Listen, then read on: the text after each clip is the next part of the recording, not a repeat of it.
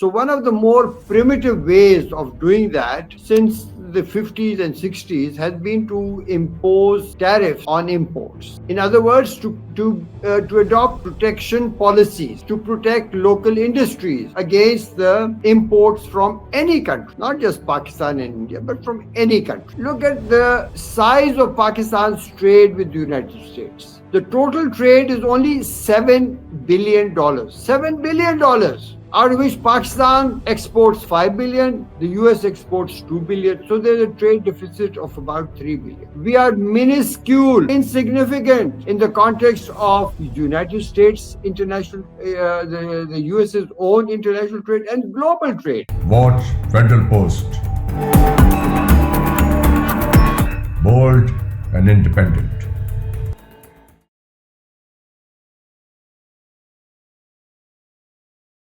अस्सलाम वालेकुम, welcome to talking politics. मैं हूं हसन जफर। हमारे साथ हैं डॉक्टर मोहम्मद जुबैर खान साहब, पॉलिटिकल इकोनॉमिस्ट हैं, और इनसे आज डिस्कस करते हैं जो चेंजेस हो रही हैं हमारे रीजन में, स्पेशली जो टैरिफ्स लग रहे हैं। पाकिस्तान पे भी लगा है, लेकिन जो इंडिया पे लगा है वो ज़्यादा लगा है, 25% प्लस 10% ऑफ पेनल्टी। और अमेरिकन आर ऑल्सो साइनिंग, हमें जो सुनने में आ रहा है, एक oil exploration deal in Pakistan. So ये अगर इस सबको इकट्ठा करके देखें तो कैसी लग रही है सारी सूरत हाल। डॉक्टर साहब, बहुत बहुत शुक्रिया आपके वक्त देने के लिए। तो here we are with these interesting developments taking place in our region. What is your assessment? Thank you for inviting me. I would like to draw the attention of the audience to the background of Trump's tariff, not policy, but the tariff policy to me is quite ad hoc. But anyway, but his the tariff card that he's playing. You must remember that MAGA, Make America Great Again, is the fundamental cornerstone of his policy.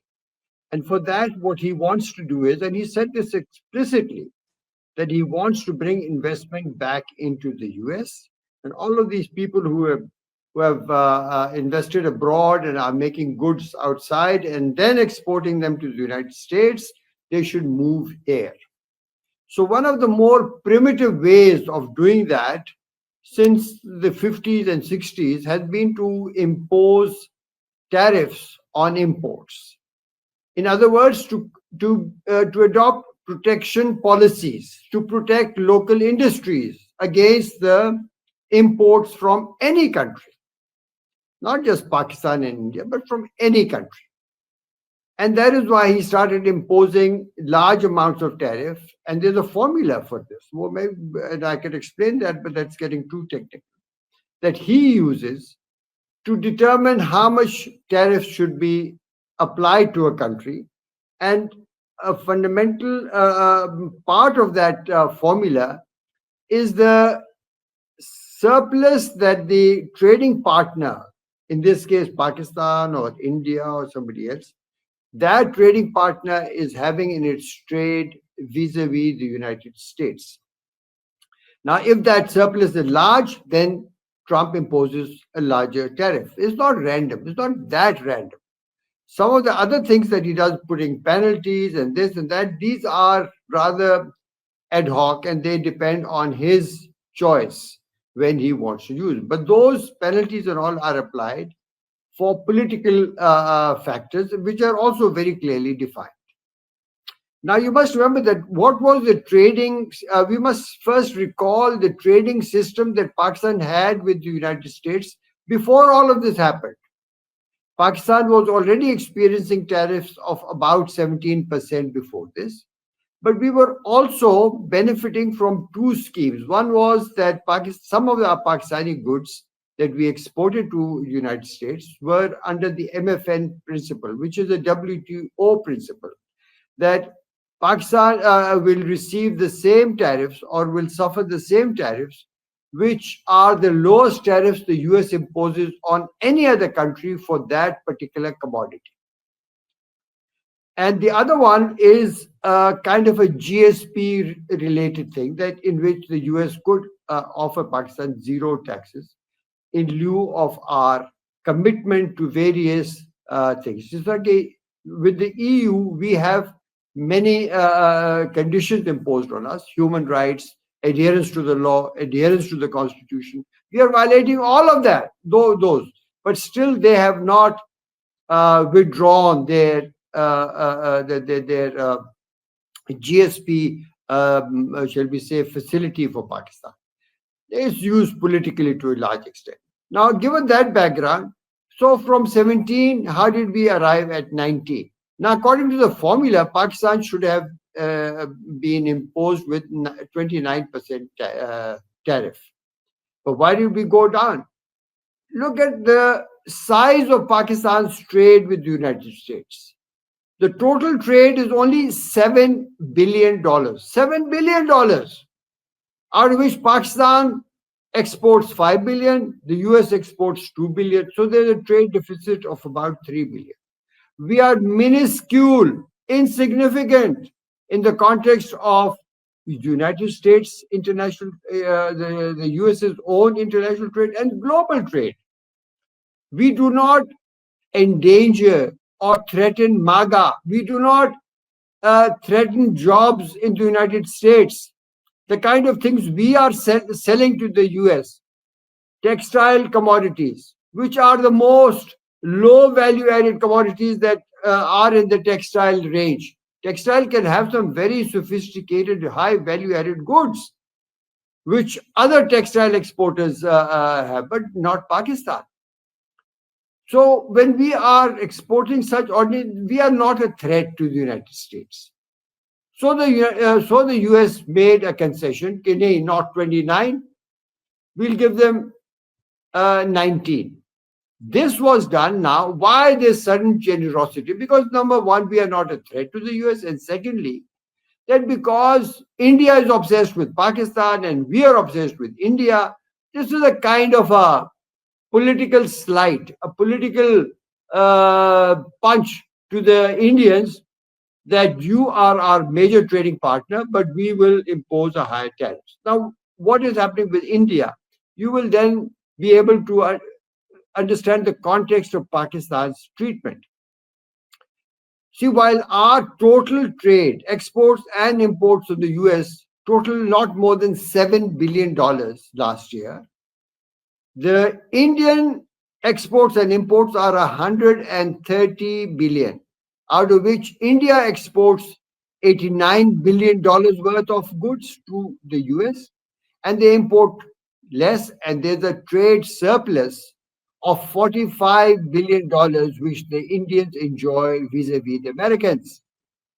Naturally, that is a bigger threat to MAGA, because that's a bigger, shall we say, disruptor of jobs in the US market. And what kind of jobs are these? You see, the goods that Pakistan makes, the US would not be making them. They are so low value added, there's nobody there to do that work. But the Indian exports to the United States are predominantly, you see, electronics. They are the biggest exporter. The United States exports the highest amount of, shall we say, smartphones, not particular brand, but smartphones from India compared to anyone else. Secondly, number two, India exports over $40 billion worth of pharmaceutical, generic pharmaceutical products. Now, these generic pharmaceutical products are in direct competition with Big Pharma. Big Pharma are a strong lobby in the US. We've seen that in the case of the vaccines, of everything. They have a big sway. They have deep pockets. So on two fronts, Indian exports to the US are hurting them. But it's not just that. India is also infringing on US policy vis-a-vis Russia and China. All right, doesn't do anything against China, but India is importing over 1 million barrels of Russian oil daily. Daily.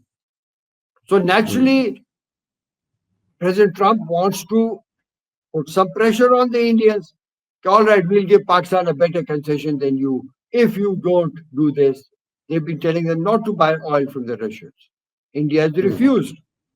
Then the Americans want access to the Indian agriculture market. India has refused. They said, no, we want to protect our farmers. So when you look at it from that point of view, and then on top of that, India is a founding member of BRICS, and BRICS, not India, but BRICS as a whole, is actually unraveling the financial hegemony of the United States and the West that they hold over the entire world. And this is a more powerful hegemony and control than even military hegemony. So that is being undone by India's participation as a founding member of BRICS. So on many scores, US has reasons to be wanting to put pressure on India. But at the same time, because India is such a major economy and is the American, shall we say, military bulwark against China, they have not gone the whole hog and penalized them like they penalized the Chinese or they are going to do to the Brazilians. So India has got what, 25 plus something, but still it doesn't mean anything. You must remember that Pakistan's growth of exports, whether it is to the US market or globally, is not shall we say, restricted by the market access we have in these places. It is affected by the high cost of production in Pakistan. Our industrial energy costs are about twice that of the Indians and all our competitors in Asia. So no matter what, how many concessions Pakistan receives from the United States on tariffs, it is not going to help our exports to compete with that of our competitors. And when the United States imposes the tariff, and there's relatively high or low compared to other trading partners, you must remember the competition of Pakistan is not just with India or Bangladesh or with Vietnam. It is with now the new American productive sector in the United States, which is obviously not facing any tariffs, but many concessions. So at 19% advantage, Pakistan has a big thing to tell, and to sit and gloat that we have managed to strike this is all, I don't think so. And look at it. In return, what is America demanding? And we have agreed. See, there are estimates done when initially Pakistan was going to be subject to the formula-based tariff of 29%. There are estimates done by various research institutes in Pakistan, which said that Pakistani exports to the US would decline only by $1 billion annually. Now, in exchange for that $1 billion, we are giving them access to our oil and gas sector in a way that there is no written agreement. There's nothing transparent for the people to see. In any case, this is a very opaque government. We don't have a representative people in the assembly. And in any case, those who are there, they haven't been elected, they've been selected. They're not going to discuss these kind of issues. But that's the reality of our system. Yes. Certainly, I want to point out the oil deal that is taking place oil exploration deal that is taking place between United States and Pakistan. How does that fit into this scenario? That's what I'm saying.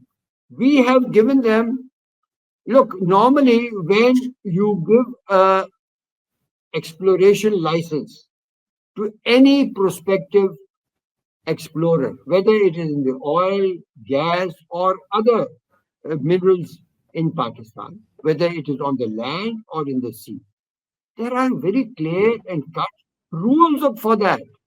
There are laws. You remember what happened in Ricochet. Those investors were within the rules, and yet the Supreme Court justice at that time, with the backing of some people who wanted to take away the contract from TCC, the ones who had found the copper and gold mine, they found some small comma or some other little mistake in the licensing process, not at the mining level, but at the exploration level. And they cancelled that. Now, how can any government, whether it is the military or an unelected government, give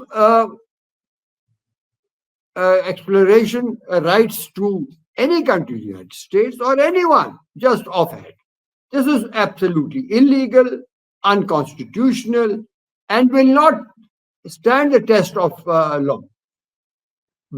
Somebody, either me or somebody, will go to court against this. How can the US? It has to be a competitive bidding. Let us know what is over there. And in any case, bidding is important, but we have never heard of bidding at all. In America, they have discovered oil. I raised this point in last night's program also, that when we hear about oil exploration, mining, minerals, anything, any foreign company or a Pakistani company, it should be open to bidding. We should know what is happening, but we have never heard of it. And here, in this case, President Trump is going to decide which American company is not even going to have an open bidding in the United States. He will have his favorite company. Why should only the US be allowed to do this? Why don't we let the Chinese come and do that? Or other oil giants in the region? Chinese, Russian, British, whosoever gives us a better bid. What about the Gulf region? Why are we? And then listen, offshore gas and oil exploration around the south of Pakistan along the sea is a strategic area from the military point of view. It is just in the Arabian Sea right next to the Straits of Hormuz. We can't allow the US, give them a carte blanche, that you come and do what you like. This is, I think, cannot stand the test of time. It cannot stand the test of law either today. So let's see how far this can go. And to give away such a big concession in exchange for just $1 billion worth of decline in exports. In any case, our exports are minuscule. Total exports are $5 billion. यार ये क्या चीज है? ये तो कुछ भी नहीं है. Primitive products which no one else in the United States would like to produce. We don't have competitors in the US. ये तो ऐसी आम चीजें हैं जो हम दे रहे हैं. These are not high-level textiles. These are not value-added textiles. Pakistan industrial base is very low.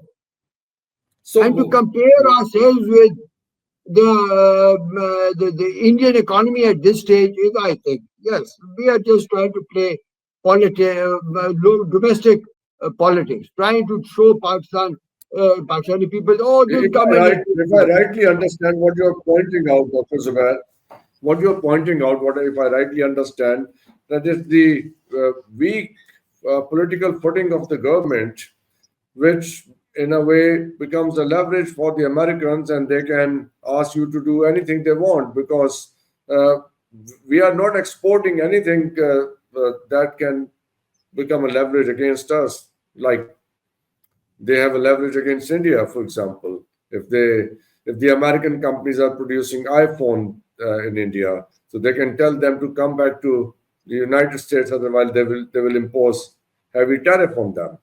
So that is not the kind of situation that we are facing in Pakistan. Then why give this kind of free hand to the Americans, that they can come, then they can decide on their own whichever company they want to assign this contract to. Unfortunate that Pakistan is in fact celebrating a weakness in our system. We have weakened ourselves by not adhering to the constitution, by not having the representatives of the people in the assemblies, by not having a truly elected government that has a mandate from the people. That would have been. Sorry, I don't know where you get this sense of celebration from. Are we really celebrating? Well, the yes, they are saying weakening that we of have this. done. There are so many articles appearing that Pakistan has done so much better than India. India is a major player in the global trade, in the global tussle of power between BRICS and economic power between BRICS and the Western system. So Yeah. there But are at the same military time, we hear a alliance. lot of strong language for the Indians, Dr. Zubair. There's a lot of use of very, very strong words, for example, obnoxious. You read these words on Truth Social by President Trump. He was the kind of language he's using for the Indians. How do you read that part of it? Well, President Trump's use of, I would say, undiplomatic language is nothing new. This is the new norm now he has created. This is only as Yeah. far as in India, when India will agree to the US, shall we say, terms to reduce the oil imports from Russia and to cool down their support for BRICS, you will see a major change. Then they will. Just last year, he was hugging Prime Minister Modi, and now suddenly he's saying. But he can say anything about their economy. That they're going to close down, they're going to shut down, they're collapsing. Oh, it's But not just everybody else President Trump. thinks It's not just President Trump. It's Senator Lindsey Graham who said we'll crush Indian economy. We'll rip them apart. We hear those voices from other corners too. that. Listen, I've heard that. I'm not a defender of the Indian policies or what they're doing, but these kind of, shall we say, political statements. This is a very typical extreme political statement. It is a typical characteristic of Pakistani politics. I'm surprised they are indulging in this. This does not signify the realities on the ground. So I think that we should not rejoice in that. We should focus on our own conditions. Are we able to export more? Are we able to avoid rolling over our debt? Are we going to avoid, shall we say, default next time? Or are we still subservient to the Western financial institutions to bail us out? Now, that is the other thing that Pakistan is right now on their working out only with their assistance, and very soon we will be going to them again. We have not achieved the, shall we say, the surpluses that will build up our reserves based on earnings. No, our Yeah. present reserves are all borrowed resources. We've been borrowing, we're only borrowing. We're borrowing here to pay back there. That has been our policy. Yes. I've been a big critic of our economic program that the IMF has given us. We will continue to remain dependent. We have done nothing to increase our exports. Our exports today are lower than what they were in 4 or 5 years ago. We haven't grown. When we are That's dependent true. totally That's on true. You rightly remittances. pointed out. You rightly pointed out toward this area, and we know that there hasn't been uh, any kind of investment, let alone any significant investment that I was going to say. And we don't. I remember my last talk with you where you said, I can clearly recall that when our own people are not investing in Pakistan, how can we expect others to come and invest in this country? And at the beginning of today's talk, you underscored the high electricity prices in the country. They are not competitive at all. 9 cents, perhaps. That's the bottom line. That's the standard compared where you can compete with other nations. That's not available to our industrialists and agriculturalists. And we have not seen any concrete economic policy, trade policy, or any other solid policy for that matter by the current government. So, in the absence of any such clarity, what can we expect? What can happen? Dr. Hassan, what I said at that time is still true. Look, it's not just financial capital that is continuing to leave Pakistan. It is human capital. All our young, educated minds are leaving the country. Anyone who has entrepreneurship skills is leaving the country. 2 years ago, I saw the statistics, I haven't checked now. There are about 800,000 skilled people left Pakistan to seek jobs abroad. Naturally, when they earn there, they send back remittances. We sit and gloat over the increase in remittances. Remittances increase is not because of anything Pakistan has done. It shows the flight of human capital. If these people were earning in Pakistan, the productivity gains and the national gains and the national wealth would be much more. We would be able to export more than that. Today, just those 3 or 4 million Pakistanis living abroad, their savings, not their earnings. Remittances are only the savings which they're sending to their relatives and dear ones over here. That exceeds or is equal to the exports of the entire economy of Pakistan. How shameful. How shameful. The entire economy can't produce what those 2-3 million people are producing in a better environment over there. That's These are true. not some super That's earners. also It's just to give them the right environment and they will do well there. But they've all fled Pakistan. There's no rule of law over here. We are arresting members of opposition parties at random. 160 of them arrested day before yesterday. This doesn't give any confidence to anyone. We have the SIFC on which a general Saab is sitting there. Now listen, in Pakistan, yes, this will give confidence to people. Okay, look, if the military is with us, these policies, good or bad, will stick. Foreign investors want rule of law. They want to be assured that the present economic policies, the present laws are uh, embedded in the constitution. They are not here because of an individual who may or may not be there tomorrow. These investments are for 20, 30 years. Recording, for instance, I know is an investment for 30 years. Do you think they are looking for just now? They have shall we say, they've got their safeguards enshrined in the decisions of the international courts, in the arbitration courts.